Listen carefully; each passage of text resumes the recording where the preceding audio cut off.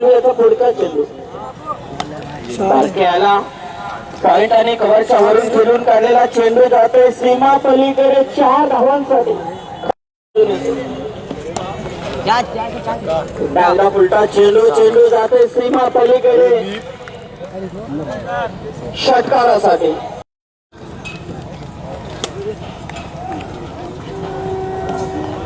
एक वेळ याचा शेवटचा षटक गोलंदाज विकी आलाय.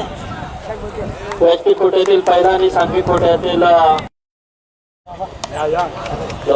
चेंडू मात्र नरेश भोईरला चेंडू चकवा देऊन जातोय. चेंडू सीमा पार होतोय. अशा रीतीने 4 धावा मिळतात त्या बारक्याला आणि हा चेंडू मात्र हा म्हणतात षटकार.